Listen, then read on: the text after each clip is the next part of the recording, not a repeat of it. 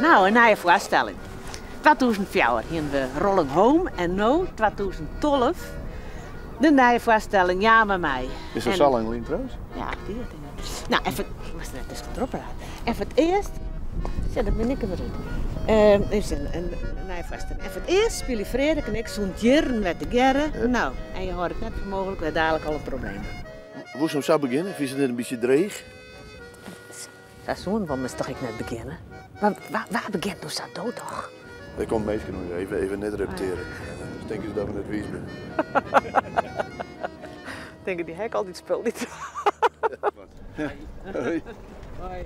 Nou wordt het ook prachtig waar. Soms denk je, oh, zijn we er even uit? Nou, dan rennen even de dik even uit. Of daar bij de sleet langs een prachtig plaat. En dan doen we de tekst tegelijk. Het was niet in een klap, no? Soms rennen we wel 3 keer op een del, want dan hebben we de teksten net horen. Dan beginnen we nog 1 keer die kant uit. Dus dat zijn ze laatst al. Je rennen daar zo meditatief. Dus ze kregen wel in de gaten. Wat ze daar doen, wist je wel. Soms een jaar met een voeten slaan. Hè. Ik zou soms helemaal denken dat we ruzie hebben of zo.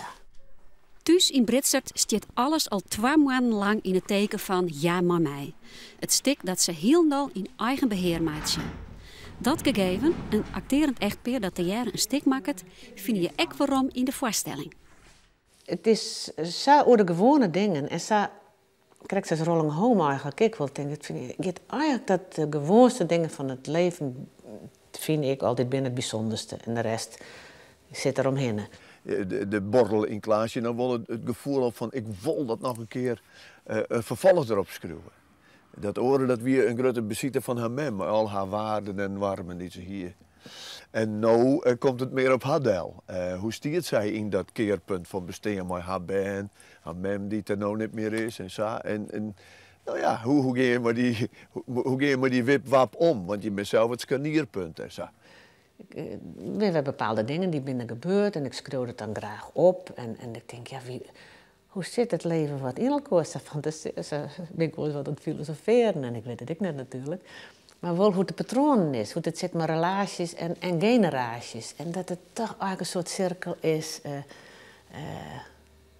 Ja, dat teruggeeft, dat terugdraait. En denk ik van, nou, dan heb ik die verhalen en heb ik ze zelfs weer bij elkaar lijnen. Dan denk ik, ja, zou dat nog eens een toneelstuk worden kennen?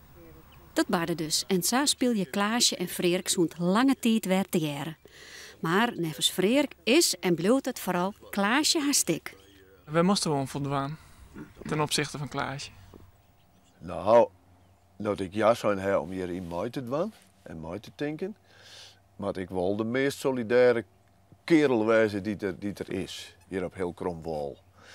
Want ik, zeker in dit proces wat Sansoort door die zelf vertelt, ja, dat zou als echt voor hier wezen als ik daar niet voor de volle 100% dan in mij deed. Volgens mij zit die door je nog gesloten. Het decor betocht Klaasje ook zelf. En het is bouwd door haar een goeie vriend Gjalt Pilat, de meubelontwerper uit Twiesel. Een week voor de première is het haastklaar. Ja? Ja, dit. Nou, zie, dit is nou het echte decor. Dit werd het echte decor, hè?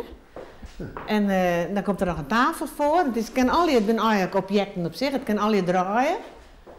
En Freek had dus eerst dat houten spul, want ik heb het dus oefenen. En het is ook wat te kwetsbaar om dit nou weer te vervoeren naar Eusje. Ja? Ah, dat moet je je voorstellen. Ja. De cirkel sluit hem weer eens even. Wij zijn begonnen als amateurspelers dat we het decor sausen, maar elkaar. En dat we dat kleermaken. En nu een beetje op de eind van de toneel komende, binnen we weer mooi decor zelf ontverven. Niet timmereren, maar we zelf verven, betinken, mooi betinken. Niet de vorm, maar wel de foto's erop en zo, het plaatje we betalen. En dit is dan, ja, Gjalt Pilat die het alles mobiel maken. We hebben nog zo zin in om je nou aanst in een hele heer en veer mooi te spelen. Dat is, en ik ben degene die het meest met decor omsquat. Fysiek, jongen. Ik heb daar trooi ik al 4 dagen in de reg.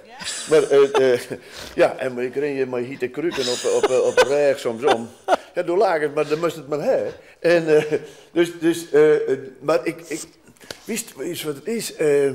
Je had er nog zo'n zin om het hele cadeautje uit te pakken. Hè? En we zijn heel tijd nog gewoon een gang geweest, maar je gewoon pakpapier. Maar dan zit er een versierde strik omheen en dan, nou ja. Dan doe ik de ding aan de kant. Ja? En ik heb hier wat douche. Ja, dan vind ik, ja, ik heb wat douche, maar het een heel apart hupje. Ja, oké. Ja. Dan doe je de achterlangs, hè?